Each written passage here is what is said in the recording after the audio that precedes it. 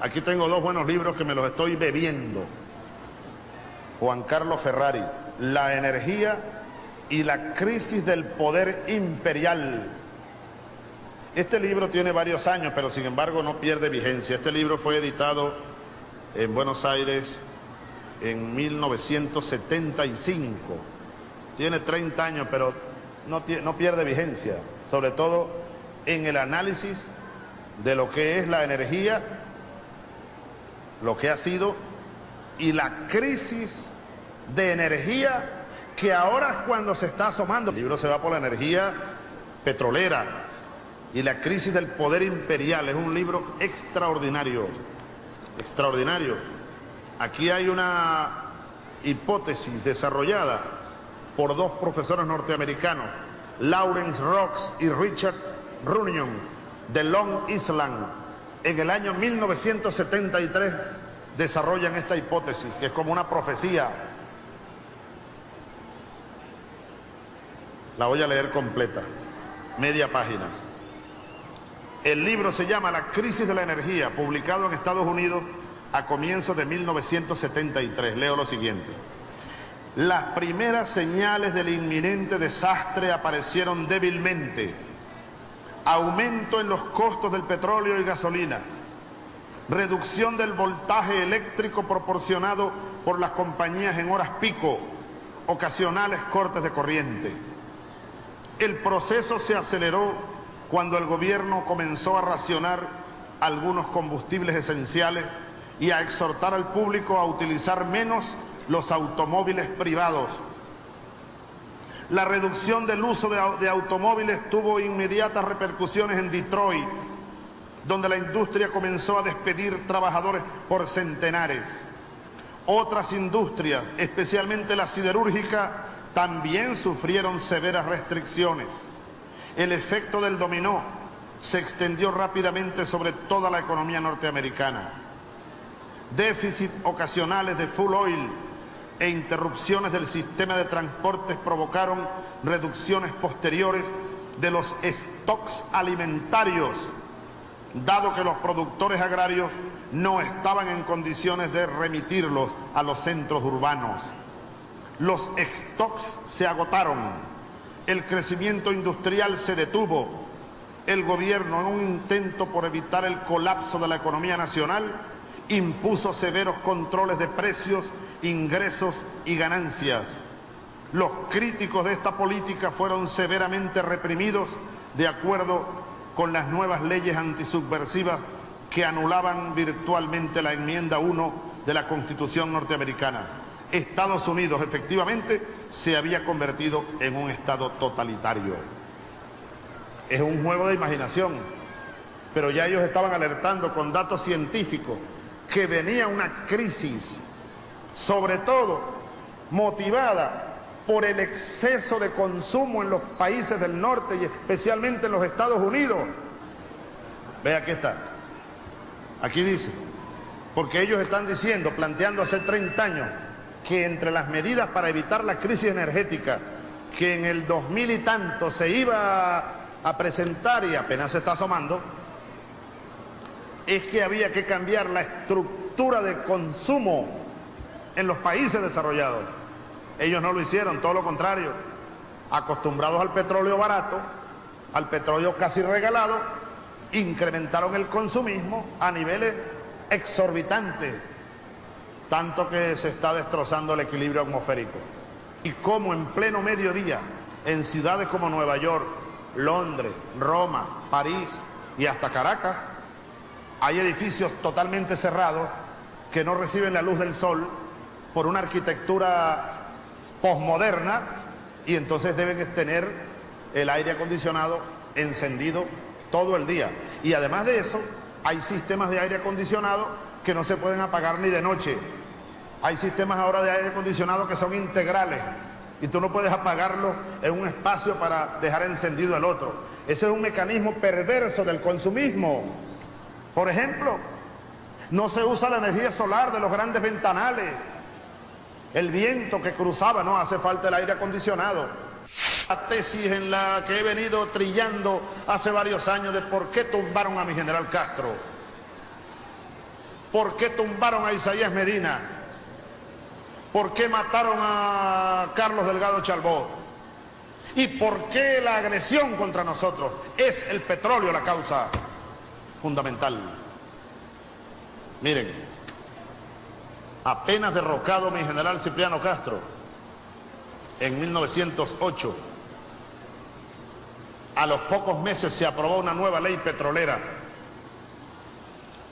Voy a leer aquí una frase de la, ¿cómo se llama?, la exposición de motivos de esa ley petrolera. Leo, pongan cuidado para que vean el concepto que hay aquí. A esto se oponía Cipriano Castro, lo derrocaron. Gómez abrió el país y esta es la ley petrolera que aprobó Gómez pocos meses después de caído Cipriano Castro. Leo, triviales por demasiado conocidos son los principios que exigen que el impuesto sea módico, a la vez que al igual para todos los contribuyentes. El impuesto sobre las minas requiere por parte del Estado que lo impone que al determinarse se tengan en cuenta elementos que no existen en otras especies gravables, pues no hay propiedad más contingente que la de las minas, dado que de un momento a otro el filón puede menguar en riquezas o desaparecer por completo. Y además, que explotar una mina es tanto como poner en juego un conjunto de conocimientos y de experiencia no a la mano de todos, lo que explica el gran número de fracasos en esta especie de empresas. Más, si todo esto debe tenerse en cuenta, tampoco debe olvidarse que ese impuesto, para que sea justo, computados los riesgos, debe ser relativamente igual al que pagan los agricultores y criadores del país, pues de lo contrario sería irritante. Impuesto petrolero. Y la ley de 1910, en 1910 la modificaron. ¿Saben lo que hicieron? Redujeron a la mitad los impuestos de la ley de 1905 que aprobó Cipriano Castro. Las grandes empresas norteamericanas, inglesas y del mundo, ustedes saben cuánto pagaban. 3 lochas, ahora ya yo creo entender de dónde viene Aristóbulo, la expresión esa, 3 lochas. No, me pagaron fue 3 lochas, creo que viene de ahí, porque no es que estoy utilizando una expresión nada más del criollismo venezolano. 3 lochas, eso vale 3 lochas. Es que 3 lochas pagaban por barril el impuesto que pagaban las empresas durante todos esos años de Gómez y después de Gómez. Fueron 3 lochas por barril. Aquí voy a sacar la cuenta rapidito. Miren, ellos pagaban, el impuesto que le aplicó Gómez fue de $2 por tonelada. Una tonelada es igual a 6 barriles de petróleo. Es decir, $2 por tonelada. $1 por cada 3 barriles. 0,3 dólares por un barril. Perdón, corrijo, cometí un error gravísimo. Vuelvo atrás. No eran ni siquiera $2 por tonelada, no. 2 bolívares por tonelada. No eran dólares, eran bolívares. Por tanto, 1 bolívar por cada 3 barriles, 0,3 bolívares por cada barril. 0,3 bolívares son 3 lochas. Recordemos que 0,12 era la locha. Multipliquemos pues 0,36 pues. Esto era 0,33. 3 lochas. 3 lochas, Farruco. Por cada barril. Ahora, ¿cuánto costaba un barril? Un barril de petróleo estaba en $2,5. Estoy hablando de los datos matemáticos que están aquí. $2,5.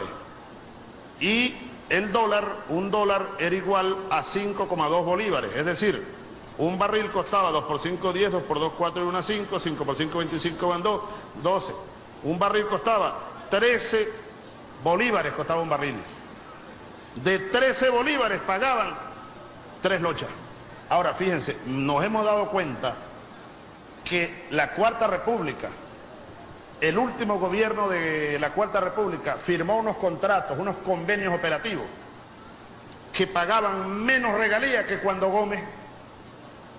¿Cuánto pagaban hasta octubre del año pasado, cuando tomamos la decisión soberana de aplicar la ley que se estaba incumpliendo desde que firmaron los convenios operativos en el año 96-97? Cuando Gómez, las compañías pagaban 3% aproximado de regalía. La Cuarta República en 1997, 90 años después casi, cobraba 1% de regalía, 200% menos que Juan Vicente Gómez.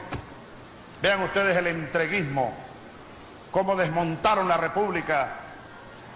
Entonces no había dinero para la educación, no había dinero para la salud, no hubo dinero para las viviendas de los pobres, no hubo vivienda para las escuelas de los muchachitos, no hubo dinero para nada. Se fue la riqueza durante 100 años y gobierno que pretendió recuperarlo fue derrocado. Hasta el mío lo derrocaron, solo que por 48 horas. Aquí estamos en el análisis de lo que es la energía, lo que ha sido, y la crisis de energía que ahora es cuando se está asomando. El libro se va por la energía petrolera y la crisis del poder imperial. Es un libro extraordinario, extraordinario. Aquí hay una hipótesis desarrollada por dos profesores norteamericanos a utilizar menos los automóviles privados. La reducción del uso de automóviles tuvo inmediatas repercusiones en Detroit, donde la industria comenzó a despedir trabajadores por centenares. Otras industrias, especialmente la siderúrgica, también sufrieron severas restricciones. El efecto del dominó se extendió rápidamente sobre toda la economía. Las primeras señales del inminente desastre aparecieron débilmente. Aumento en los costos del petróleo y gasolina. Reducción del voltaje eléctrico proporcionado por las compañías en horas pico.